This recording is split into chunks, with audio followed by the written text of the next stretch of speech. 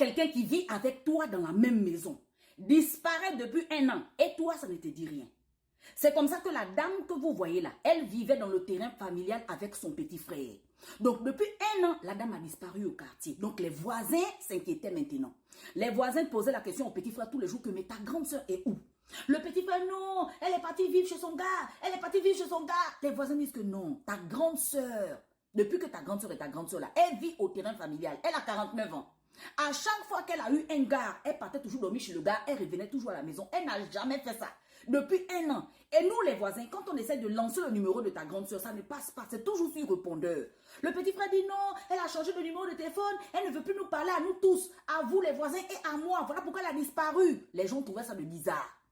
Sauf que le petit frère était devenu bizarre depuis 1 an. Il était devenu comme un fou.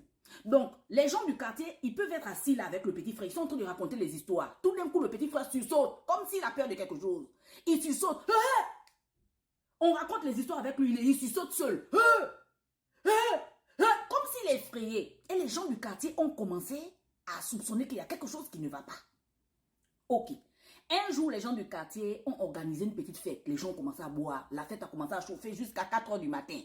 Voici le petit frère en question qui est bourré. Le voilà qui se confesse maintenant à son meilleur ami. Oh, mon meilleur ami, je ne sais pas, je n'arrive plus à dormir les nuits. Je vais te raconter quelque chose. Tu sais, ma grande soeur qui a disparu là, elle n'est pas partie habiter chez son gars. Hein? Non, non, non. Donc, c'est faux. C'est que je vous avais raconté, vous les voisins, qu'elle est partie habiter chez son gars. Elle n'est pas partie habiter chez son gars. Ma grande soeur se trouve sous l'arbre. L'ami du petit frère dit que, mais attends, ta grande soeur se trouve sous l'arbre. Comment? Elle a creusé le trou, elle habite maintenant sous l'arbre au lieu d'habiter à la maison. Explique bien. Le petit dit que non, en fait, ma grande soeur et moi, là, on se discutait trop.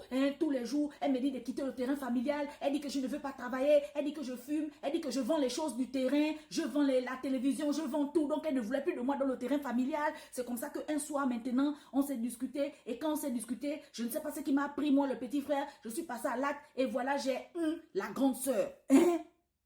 Tu l'as oui. Et tu as fait comment par la suite? Oh non, quand j'ai vu maintenant qu'elle était là allongée, je l'ai rêvé. Elle ne voulait pas se réveiller. Donc comme je n'ai pas envie de partir en prison, j'ai vu qu'elle était là. C'est comme ça que je suis rentrée dans la cuisine. J'ai pris le...